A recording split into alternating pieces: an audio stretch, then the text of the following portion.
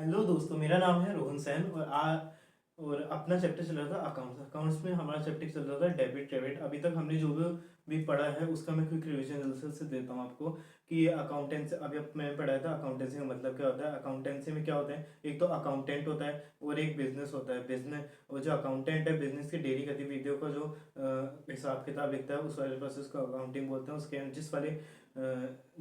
जिस वाली बुक में वो हिसाब किताब लिखता है उससे हम लोग अकाउंटिंग बुक बोलते हैं। उसके यहाँ पे हमने पढ़ा था कि अकाउंटिंग अकाउंट्स क्या होते हैं। अकाउंट्स यानी किसी भी एक पर्टिकुलर हेड कि जितना भी समराइज डेटा है वो सारा सारा उस अकाउंट में होता है। जैसे अगर आपको आपका सेठ बोलेगा कि यार मुझे मैंने किस किस को सैलरी दी है मुझे वो बताओ, तो अब आप ऐसे तो अगर ऐसे आपके कंपनी के अंदर 100 एम्प्लॉयज है तो आप 100 एम्प्लॉयज का नाम थोड़ी लिखोगे। आप एक लिखोगे ना सैलरी अकाउंट से डेबिट किसको कर रखा है। हाँ, डेबिट वाला सिस्टम आगे बताऊंगा। सैलरी अकाउंट से डेबिट किसको कर रखा है। हाँ भाई, इतने इतने एम्प्लॉयज है, उसके यहाँ पे इनकी सैलरी है, उसके यहाँ पे सर ये रहा हमारा डेटा सर इस तरह। तो इसके लिए अकाउंट्स काम में आता है। उसके यहाँ पे हमने पढ़ा था उसके यहाँ पे जो अभी कौन से दो रूल्स हैं। मतलब एक तो मॉडर्न अप्रोच पढ़ा था, उसके यहाँ पे एक ट्रेडिशनल अप्रोच पढ़ा था। ट्रेडिशनल अप्रोचेस में अपने पढ़ा था दो टाइप के होते हैं, एक तो पर्सनल अकाउंट और एक इम्पर्सनल अकाउंट। उसके यहाँ पे इम्पर्सनल अकाउंट के अंदर अपन लोगों ने पढ़ा था रियल अकाउंट और नॉमिनल अकाउंट। रियल अकाउंट जो केवल असेट के लिए आता था, उसके यहाँ पे इसका रूल क्या था, debit what's come in, credit what goes out. उसके यहाँ पे नॉमिनल नॉमिनल क्या कहता, और debit all expenses and losses. उसके यहाँ पे credit all income and gain. उसके यहाँ पर्सनल पर्सनल पर्सनल यानी किसी भी इंडिविजुअल के लिए या किसी भी नाम याद नहीं आ रहा है उसका,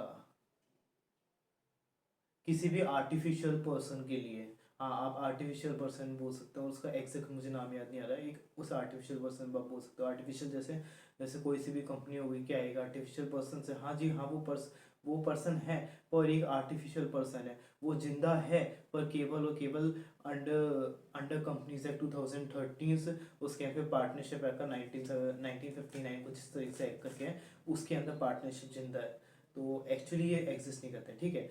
अपन ये वाला पढ़ेगा। उसके फिर ट्रेडिशनल अप्रोच में मैंने क्या बताया था, किसी चीज़ को साफ सफाई करना। वो के आप में बोलते हैं ना साफ कर दो सेल बेंच को, तो साफ करने में बोलते हैं क्लियर। तो क्लियर से अपन को याद रखना C4। एक second, CLEAR।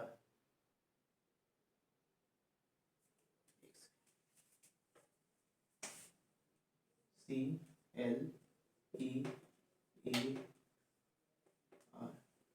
Clear. L is for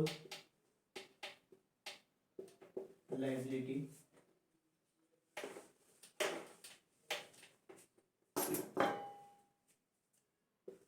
E is for expenses। A is for asset। R is for revenue और C is for कैपिटल। ये हमने पिछले वाली क्लास में पढ़ा था और इसके अंदर हमने डेबिट और क्रेडिट का रूल्स देखा था। डेबिट और क्रेडिट और केवल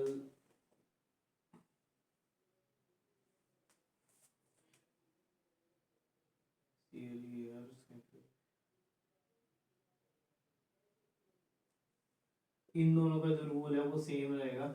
जब भी एक्सपेंसेस बढ़ेंगे तो एक्सपेंसेस बढ़ेंगे तो डेबिट में आएंगे, उसके यहाँ पे कम होंगे तो क्रेडिट में जाएंगे। मतलब इनकम एक्सपेंसेस कम होंगे तो क्रेडिट के अंदर जाएंगे। उसके यहाँ पे असेट अगर हमारे बिजनेस में आई तो फिर क्या हो जाएगी, डेबिट हो जाएगी, और असेट गई तो क्रेडिट हो जाएगी। और इन सब में उल्टा है। जो रेवेन्यू रेवेन्यू मतलब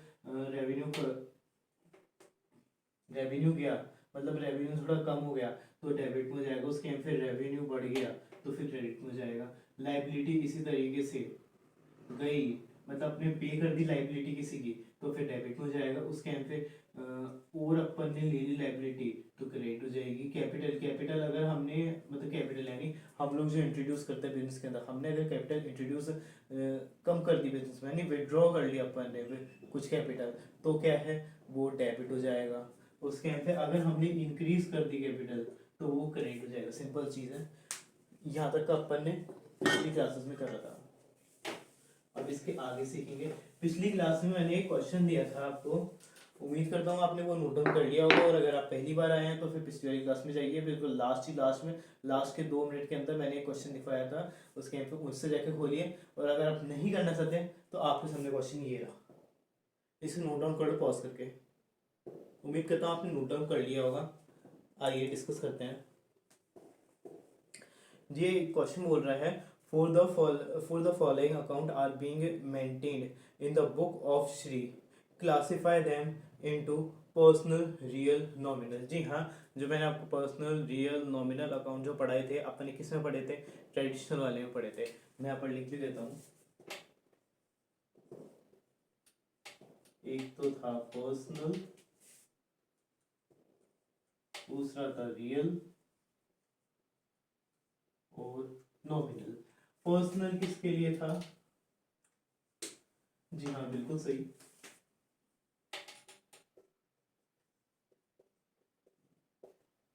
किसी भी इंडिविजुअल या आर्टिफिशियल पर्सन के लिए। रियल किसके लिए था? जी हाँ, आपकी असेट्स के लिए।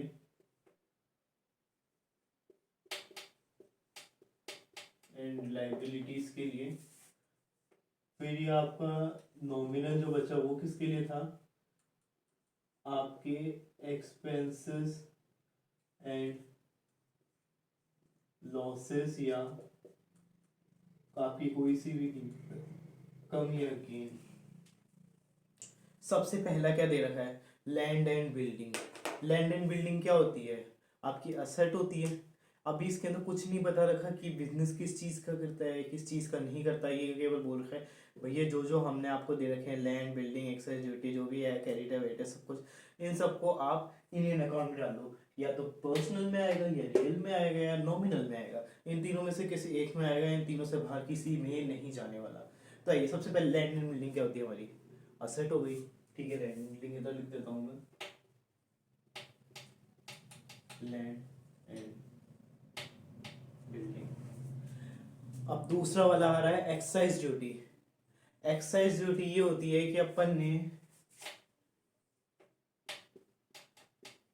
ये कोई फॉरेन कंट्री है, हमने इसका जो प्रोडक्ट है अपने इंडिया के अंदर मंगवाया। ये कोई सा भी प्रोडक्ट है।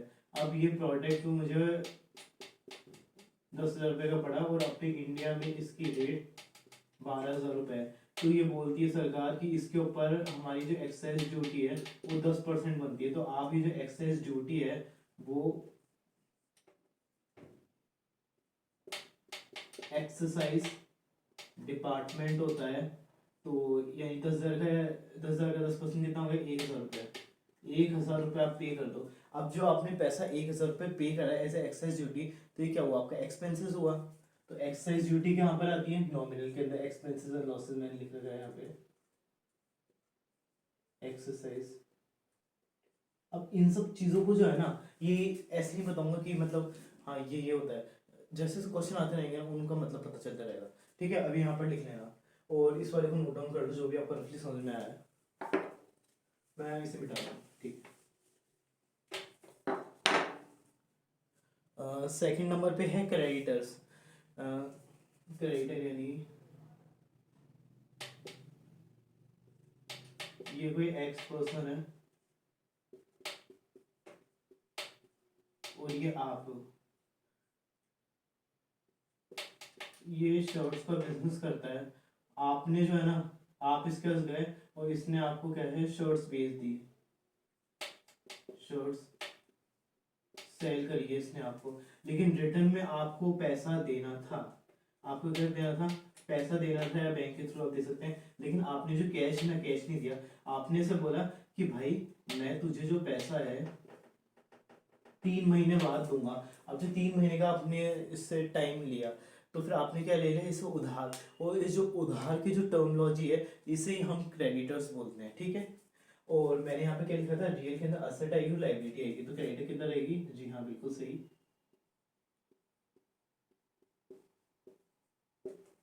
क्रेडिटर इधर आ गया, मैं इसे मिटा रहा हूँ। उम्मीद करता हूँ आपको और चीज समझ में आ गई हो क्रेडिटर किसे बोलते हैं। इसे नोट डाउन, जैसे मैं डायग्राम बना रहा हूँ ना वैसे वैसे डायग्राम बनाना बिल्कुल, जिससे क्या थोड़ी आसानी रहेगी, अपनी सहूलियत के हिसाब से अपने आप से करते रहना। मोटर व्हीकल, जी हाँ, आपकी गड्डी जिसके ऊपर जैसे आप 70 80 90 100 की स्पीड पे दौड़ाते हैं, तो वो क्या हुई, आपकी असेट हुई। जी हाँ, तो किधर जाएगी,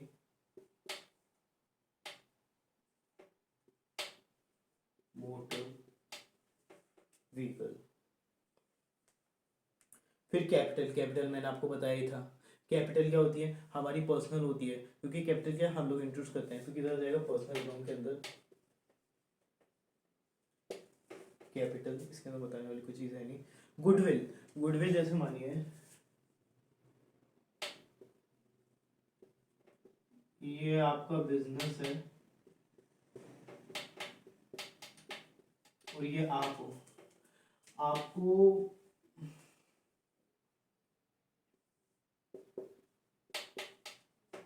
और ये टाटा कंपनी है, टाटा कंपनी ने आपको अप्रोच करा किसी एक प्रोडक्ट के लिए, और इसने बोला कि भैया जो पैसे जो देंगे ना हम आपको 10 मंथ्स के बाद देंगे, और इन्होंने कुछ भी आपको रिटर्न भी नहीं दिया। लेकिन तब क्या आप इससे, तो क्या आप इन्हें अपना प्रोडक्ट दोगे या नहीं दोगे? जी हाँ, जवाब आता है देंगे, क्योंकि ये तो बहुत मानी को जो कंपनी है, और इसकी जो इज्जत जो है ना, इज्जत, जो इज्जत, इसे अकाउंटिंग टर्म बोलते हैं गुडविल। तो यहाँ पर ये वाला डायग्राम बना के लिखना, ये आपका बिजनेस है, ये टाटा कंपनी है, टाटा कंपनी ने आपसे एक प्रोडक्ट खरीदा, उसके बदले से बोला कि 10 महीने बाद मैं आपको पैसा दूंगा, और उसके एंड फिर 10 महीने बाद, लेकिन इससे तो कुछ भी नहीं दिया आपको कि हाँ भाई ये पेपर कंफर्मेशन पेपर, लेकिन तब भी आपने इसे प्रोडक्ट दे दिया, क्यों दे दिया, क्योंकि इसकी इज्जत ज़्यादा है, उसके फिर इज्जत को क्या बोलते हैं, गुडविल बोलते हैं। जी हाँ, ठीक है, इसे मैं मिटा रहा हूँ। और गुडविल फिर क्या हुई हमारे लिए, एक तरह से असेट हुई, क्योंकि ये मतलब ऐसा तो होगा नहीं कि मैं 1 साल रहेगी, 1 साल रहेगी, नहीं यार, इतने सालों से है तो आगे भी रहेगी ना, इसलिए GWD गुडविल। अब आगे जाते हैं इन्वेस्टमेंट, किसी भी चीज़ में इन्वेस्टमेंट कर दी, शेयर में इन्वेस्टमेंट कर दी, तो आपकी असेट हुई ना एक तरह से, आपकी खुद की प्रॉपर्टी हुई, सेल करने का पैसा तो नहीं करते हैं। हाँ, वो वाली चीज़ अलग है अगर आपका स्टॉक मार्केट का बिजनेस है, लेकिन अभी इसने कुछ भी बोल नहीं रखा कि आपका स्टॉक मार्केट का बिजनेस है क्या है, कुछ भी नहीं है। अब नेक्स्ट पे आते हैं सैलरी। सैलरी, आपने अपने एम्प्लॉयज़ को सैलरी दी, तो क्या हो गया, आपका एक्सपेंस हो गया। जी हाँ, बट ऑब्वियस सैलरी। अब नेक्स्ट आप बताइए डेटर, नहीं डेटर, डेटा सॉरी, मैं आपको बताऊंगा, ऐसे मत करिए। फिर से ये आप हैं और ये कोई दूसरा बिजनेस है, इस बिजनेस, इस बार आप जो है ना शर्ट्स का काम करते हैं, और आप, ये वाला बंदा आया बिजनेस वाला, ये मान लीजिए कोई वाई पर्सन है, ठीक है, ये आपके पास आया शर्ट्स खरीदने के लिए, आपने इसे जो है अपनी शर्ट्स वो आपने इसे ट्रांसफर कर दी। अब इसने बोला भाई मैं भी पैसे नहीं दे सकता, ठीक है, तो ये तो बिल बिल वाला मतलब, ये तो क्या अपन, ये तो अपन को लिख कर देगा बाकायदा, ये इस तरीके का पेपर आएगा, अपन इसे आगे चल के पढ़ेंगे, बिल रिसीवेबल, ये बैंक के अंदर होता है, ये यहाँ पर लिख कर देगा, ये है जो 10,000 रुपये है, मैं इसे 10 महीने बाद इन्हें पे करूंगा, उसके फिर यहाँ पर अपना सिग्नेचर होगा, ठीक है, इस टाइप का पेपर होगा। तो फिर ये बोल रहा है कि भैया अभी तो पैसे है नहीं मेरे पास, जो आप 10,000 रुपये अभी मेरे पास है नहीं, मैं आपको पैसा बाद में पे करूंगा, तो बाद में पे करूंगा, तो मतलब ये क्या हो गया, इस वाई बंदे ने मुझसे उधार ले लिया, और जो उधार लेने की जो प्रोसेस है, इन्हें बोलते हैं डेटर। अब डेटर के अंदर अपन ने एक चीज लिखी थी कि जो डेटर जो होते हैं वो कभी भी रियल्स के अंदर नहीं आएंगे, हाँ जब आप असेट असेट एंड लाइबिलिटी की वैल्यूएशन करोगे तभी डेटर्स आएंगे, क्योंकि हमारे पास, ये मानिए ना अभी जैसे अगर इन लोगों ने मुझे पैसा दे दिया होता, तो ये मेरे कैश अकाउंट के अंदर होते हैं, उसके फिर कैश क्या होता है, असेट होता है, मतलब ये वाला पैसा हमें मिलेगा, तो जब वैल्यूएशन जब करेंगे जब उस असेट में लिखेंगे, लेकिन ये एक्चुअली रियल अकाउंट में नहीं आता, ये इसके ऊपर जो है ना ये होता असेट है डेटर, लेकिन ये रियल अकाउंट के अंदर आएगा नहीं, तो डेटर, आपने नहीं लिखा था डेटर कोई पर्सन और पर्सन है, उसके यहाँ फिर अभी मैंने आपको प्रूफ भी कर दिया, कोई वाई पर्सन है, कोई सी भी टाटा कंपनी। अभी नेक्स्ट आता है बैड डेब्ट्स। जी हाँ, इसे ध्यान से समझिएगा एक बार, ये फिर से आप हो, ये कोई एक्स पर्सन है, इस बार सारी चीजें हो गई, आपने इसे शर्ट्स भेज दी ₹10,000 की, और इसने आपको बदले में ₹5K, यानी ₹5,000 आपने इसे, इसने आपको भेज दिए, एक्स पर्सन ने आपको ₹5,000 भेज दिए, और बोला कि जो बाकी के जो ₹5,000 बच रहे हैं इससे मैं आपको 2 महीने बाद पे करूंगा। अब जो इस पर्सन की नीयत बदल गई, या फिर हो सकता है इसके कोई सिचुएशन आ गई कि ये वाले जो ₹5,000 है ना, ये पे नहीं, सॉरी, ये तो पे कर दिए, पे कर दिए, ये जो ₹5,000 है ना 2 महीने बाद जो इसे देने थे, ये पे ही नहीं कर पाएगा।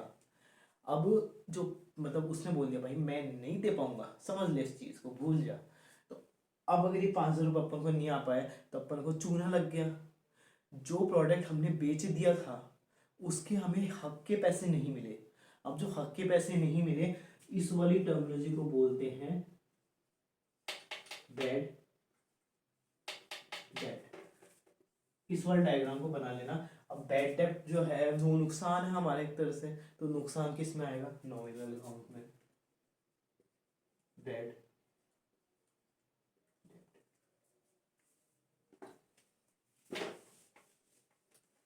अब देखो नेक्स्ट वाला में आप, नहीं यार नेक्स्ट वाला ही मुझे बताना पड़ेगा।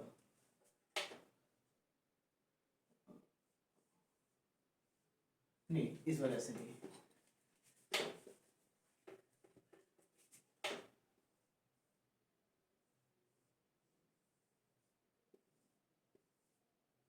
ये आपकी कार है, अरे यार स्पेलिंग पता नहीं सही है नहीं है, मेरे दिमाग काम नहीं कर रहा। ये आपकी ऑडी कार है, आप, हाँ हाँ ऑडी कार है, ऐसी होती नहीं मुझे पता है, 1 सेकंड रुक जाओ। ये आपकी कोई एक ऑडी कार है, अब इसे आपने मार्केट से खरीदा, तो आपने देखा होगा ना कि यार मैंने ऑडी कार को खरीदा था, अ, औकात औकात 1 करोड़ की होती है, लेकिन अपन लोग 10 लाख मानेंगे इस पर। मैंने इस वाली ऑडी कार को ₹10 लाख मैंने इसे खरीदा था। अब मैं देख रहा हूँ यार 1 साल बाद मैं इसे मार्केट में बेचने गया, ये तो बिक ₹9 लाख की रही है, ऐसा क्यों, क्यों, मतलब 10 लाख खरीद, ₹10 लाख की बिकनी चाहिए थी। बोलोगे भैया समय के साथ चीज़ों की जो दाम होता है वो कम हो जाता है, मैं बोलूँगा सोने का तो नहीं होता, आप बोलोगे कुछ चीज़ों का नहीं होता। लेकिन ये जैसे जो होती है कुछ असेट्स होती है, इनका दाम घटता ही है, क्योंकि ये समय के साथ पुरानी टेक्नोलॉजी होती रहती है। जी हाँ बिल्कुल सही। तो अब जो इसका जो प्राइस है वो ₹9 लाख क्यों हुआ, तो भैया इसका सिंपल सा रीज़न है, आपने बोला इसकी प्राइस घटती है, तो आप ये देख रहे हो ₹1 लाख घट रही है, यानी अगर आप देखो ₹1 लाख किसके ऊपर घट रहा है, ₹10 लाख के ऊपर इंटू 100, तो कितना परसेंट आ गया, 10% आ गया। अब जो 10% की रेट से ये जो कम हो रहा है इसे हम लोग बोलेंगे डेप्रीशिएशन, सेंस लिख देता हूँ,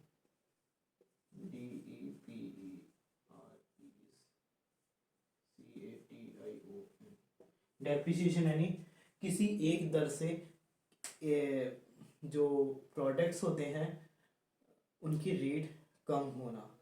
इसके अंदर कुछ लिस्ट होंगे जो अपन डेप्रिसिएशन चैप्टर जब पढ़ेंगे वो मैं लिखवा दूंगा।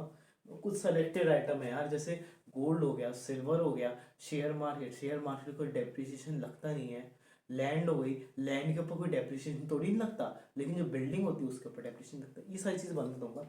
चलो इतना समझिए डेप्रिसिएशन होता क्या है। अच्छा डेप्रिसिएशन हुआ तो हमारा नुकसान ही हुआ ना, क्योंकि वैल्यू हमारी कम हो रही है, तो क्या होगा इसका, नॉमिनल अकाउंट, बिल्कुल सही, डेप्रिसिएशन। अब अगला वाला आप बताओगे, हाँ अगला वाला आप बताओगे, वेजेस किसको पे कर रहे हैं, बताओ क्या लिखूं, अरे जल्दी से बोलो, हाँ सोचो सो, खर्चा है हमारे, क्या होगा, जी हाँ बिल्कुल सही, नॉमिनल अकाउंट, वेजेस। फिर आता है हमारा रिपेयर्स। अब आप सोचो क्या होगा, रिपेयर्स क्या है, खर्चा है, क्या होगा? जी हाँ, बिल्कुल सही, नॉमिनल अकाउंट। हाँ, रिपेयर्स, REPAIR, अब नेक्स्ट आ जाता है रमेश। डेटा वाला पॉइंट पढ़ा था मैंने आपको। जी हाँ, रमेश, ये देखो लिख के आपको बताता हूँ। ये बंदा रमेश है, और ये जो है ना हमारा डेटर है। याद है भी एक स्टोरी बताई थी मैंने आपको? हाँ हाँ, जिसके अंदर आप हो, आपके ये आप हो, आपका शर्ट का बिजनेस है, और आपने इस वाई पर्सन को दे दिया, ठीक है, प्रोडक्ट दे दिया। उसके फिर इसने आपको पाँच, उसके फिर इसने बोला कि भैया जो 10,000 रुपये का आपने जो माल दिया है, इसका जो पेमेंट है मैं आपको 5 महीने बाद करूँगा। तो 5 महीने बाद वो पेमेंट उसने कर दिया। लेकिन इस जो 5 महीने के टाइम में जो उसने उधारी ली, तो वो उसने अपन से उधार लिया, और जो उधार लेने वाले को हम लोग बोलते हैं डेटर्स। तो रमेश कौन है? एक इंडिविजुअल पर्सन है। वो मैंने आपको बताया था कि डेटर्स जो है कभी भी रियल के अंदर नहीं आएंगे, तो किधर हो जाएगा? पर्सनल के अंदर, क्योंकि ये पर्सन भी है। और ये इस वाले से प्रूफ हो गया कि डेटर्स पर्सनल अकाउंट में आते हैं, क्योंकि एक इंडिविजुअल पर्सन से, इंडिविजुअल किसी कंपनी को रिप्रेजेंट करते हैं। इंटरेस्ट रिसीव, आप देखते हो ना आपके बैंक अकाउंट में इंटरेस्ट रिसीव हो गया, तो इंटरेस्ट रिसीव क्या है? कमाई, कमाई भी है, कमाई कमाई करी हमने। हाँ, जो भी है 0.1%, 0.7%, 0.8%, 0.10% जाते हैं। मैक्सिमम 2 से 3% आप कमाते हो बैंक से बस। तो कमाई आपकी है। जी हाँ, ये भी इधर आ जाएगी। किधर लिखा हुआ है? इनकम एंड गेन्स, ठीक है। इंटरेस्ट रिसीव, बैंक ओवरड्राफ्ट,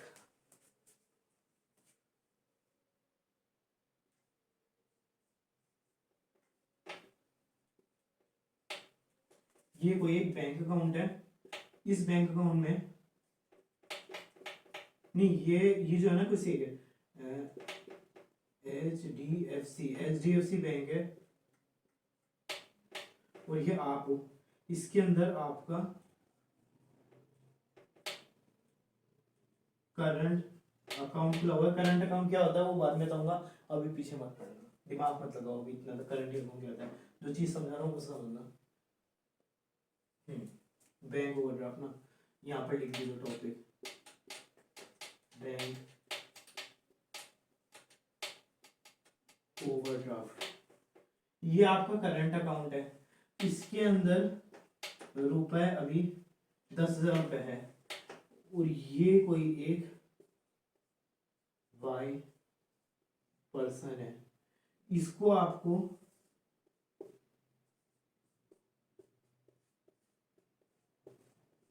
रुपए 1 लाख रुपए आपको, आप जैसे वाई पर्सन को पे करना है, लेकिन आपके पास तो केवल 10,000 रुपए है। तो आप बैंक को बोलेंगे, बैंक बैंक मुझे 90,000 रुपए की जरूरत है, 90,000 रुपए की जरूरत है। तो जो बैंक है ना, आपके इसमें 90,000 रुपीज क्रेडिट कर देगा। जी हाँ, बैंक आपके इसमें 90,000 रुपीज क्रेडिट कर देगा। हमने क्या पढ़ा था? लाइबिलिटी बढ़ेगी तो क्या होगा? हम लोग लाइबिलिटी ले रहे हैं, लोन ले रहे हैं, क्रेडिट होगा। वो पढ़ाया था ना मैंने आपको मॉडल रूल्स के अंदर। जी हाँ, तो 90,000 रुपीज क्रेडिट कर देगा। अब जो एक्ट, आपके बैंक अकाउंट में तो पैसा ही नहीं है, केवल 10,000 रुपए। उसके बाद आपने बोला भाई बैंक बैंक बैंक बैंक जल्द से, मुझे अभी 5 मिनट के अंदर मुझे 90,000 रुपये चाहिए। तो इससे 5 मिनट के अंदर आपको 90,000 रुपये वापस दे, 90,000 रुपये डाल दिया आपने, ये इस बैंक ने, HDFC बैंक ने। तो इस जो प्रोसेस को, इंस्टेंट जो पैसा जो मिलने का प्रोसेस है, इसे हम लोग बोलते हैं बैंक ओवरड्राफ्ट। इस डायग्राम को पूरा बना लेना, मैं इसे मिटा जा रहा हूँ। अब ये क्या हो गया हमारे एक तरह से लाइबिलिटी हो गई। तो लाइबिलिटी किधर आती है? रियल अकाउंट के अंदर। यहाँ पर लिख दो बैंक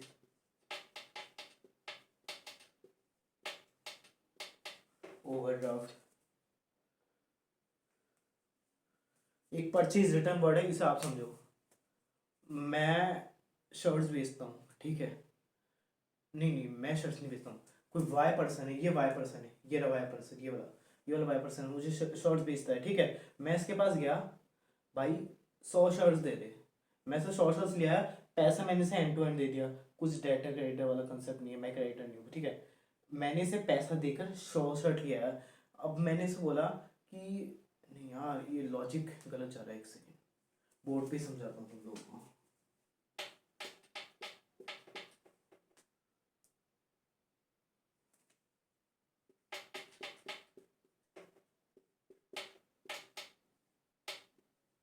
वाई पर्सन है, ये शर्ट्स का बिजनेस कर रहा है। मैं इसके पास गया, भाई शर्ट्स दे दे। इसने मुझे 100 शर्ट दे दी। इसकी प्राइस थी रुपये 10,000। तो मैंने इसे रुपये 10,000 की कैश पेमेंट कर दी। अब मुझे लगा यार 100 शर्ट तो बहुत ज़्यादा हो गई, तो मैंने क्या करा है, जो 100 शर्ट है ना, 90 शर्ट तो अपने पास रखी, लेकिन बाकी की जो 10 शर्ट्स है ना, 10 शर्ट्स इस पर्सन को वापस दे दी। तो इस प्रोसेस में क्या हुआ, मैंने 100 शर्ट खरीदी और 10 शर्ट वापस दे दी। जो परचेज करी हुई शर्ट थी वो मैंने उसे वापस दे दी। तो इसके बोलेंगे हम लोग परचेज रिटर्न। बिल्कुल सही, इसे मैं मिटा रहा हूँ। और परचेज रिटर्न आपकी करंट असेट होती है, जिसके अंदर आप ट्रेड करते हैं, वो भी रियल अकाउंट के अंदर, क्योंकि आपकी असेट है। छोड़ो चलो करंट फिक्स छोड़ो, ये केवल असेट है आपकी, ठीक है। सो परचेज रिटर्न। अब नेक्स्ट है ड्राइंग।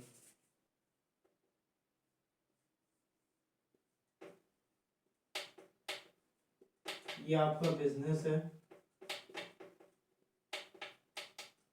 और ये आप हो।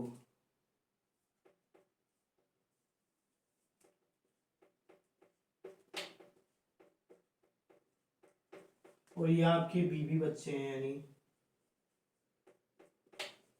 ये आपकी फैमिली है। आपकी फैमिली ने बोला भाई हम लोगों को जो है ना 10 लाख रुपए की जरूरत है।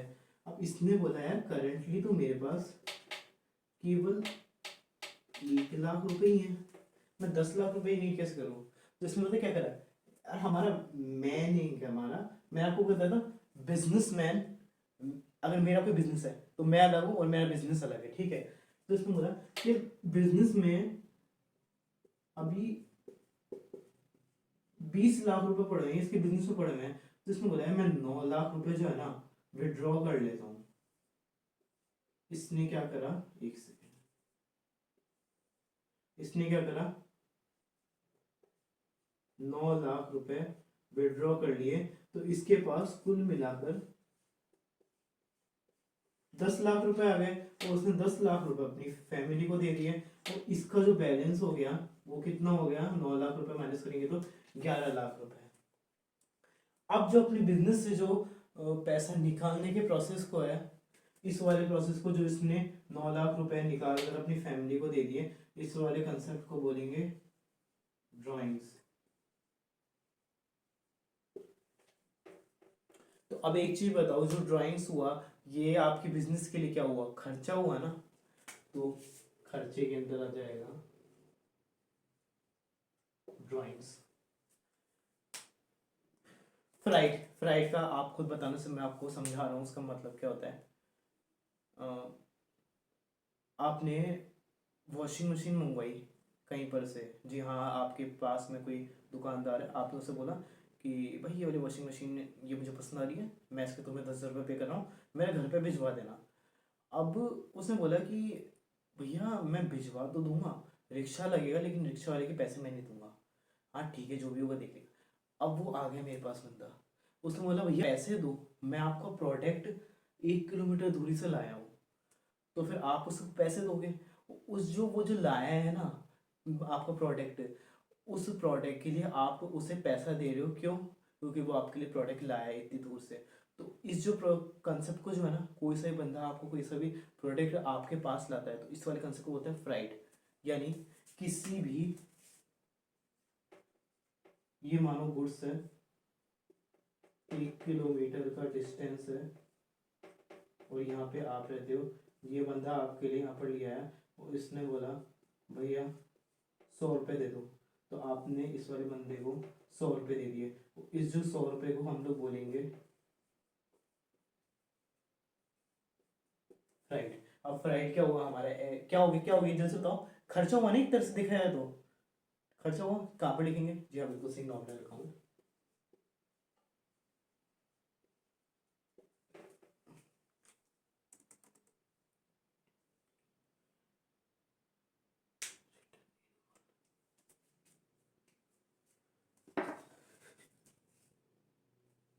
आज की क्लास का लास्ट कंसेप्ट, इन सबको चित्रों के साथ ही बनाना। ये आपको, ये आपका बिजनेस है, शर्ट्स का बिजनेस कर रखा है। ये कोई वाई पर्सन है, इस वाई पर्सन ने बोला भैया मुझे आपकी शर्ट चाहिए, तो आपने